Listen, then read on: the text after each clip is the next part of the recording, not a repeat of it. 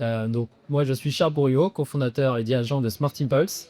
Et on a la chance d'accueillir aujourd'hui Hugues Bourget, c'est pour nous partager son retour d'expérience chez Crédit Agricole Assurance. D'abord, on va poser le cadre de l'ISO 50001, ça sert à quoi et comment ça marche. Et ensuite, on va se lancer dans la pratique avec le retour d'expérience de Crédit Agricole Assurance.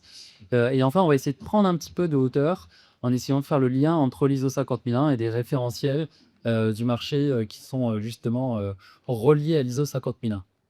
La directive sur l'efficacité énergétique numéro 3, elle introduit 2 nouvelles obligations. Première obligation, c'est les entreprises qui ont une consommation moyenne sur les 3 dernières années supérieure à 2,75 gigawattheures. Elles doivent faire un audit énergétique obligatoire tous les 4 ans. Alors, la nouveauté supplémentaire, c'est que pour les entreprises qui consomment plus de 23,6 gigawattheures d'énergie par an, eh ben celles-là, d'ici 2027, elles doivent mettre en place un système de management de l'énergie. On a parlé de système de management de l'énergie, maintenant on va parler de ISO 50001. On a mis en haut, c'est les 4 étapes du cycle PDCA. PDCA, ça veut dire Plan, Do, Check, Act.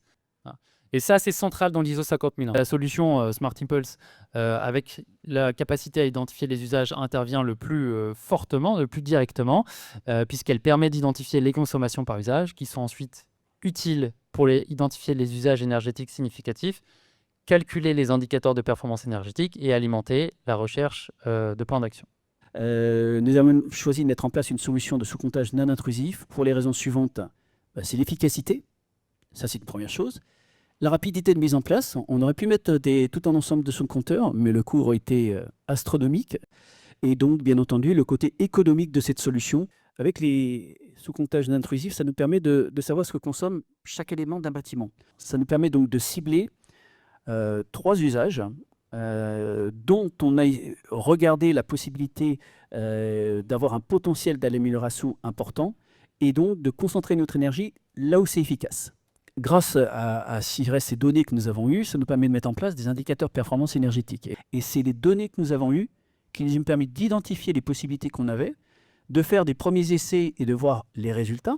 Et en voyant les résultats, de pouvoir ensuite le faire sur l'ensemble des bâtiments et d'avoir ce résultat-là. Comme vous voyez là-dedans, il n'y a aucun investissement fort.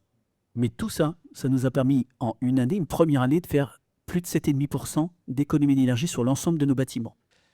Ce que je veux que vous reteniez de tout ça, c'est que les données sont vraiment le point de départ et d'arrivée de toute performance. Je vous propose de conclure et d'essayer de prendre un petit peu de hauteur. Et finalement, l'ISO 50001, il est connecté à tous les enjeux majeurs autour de l'énergie et du bâtiment. Notamment avec son travail plutôt sur le système de management, les process, et puis ensuite son focus vraiment sur les données de consommation par usage. Et voilà. Et en tout cas, chez Smart Impulse, on est ravis de pouvoir accompagner nos clients avec une approche la plus simple possible, justement, pour produire ces données de consommation par usage qui nous paraissent centrales dans ces démarches-là.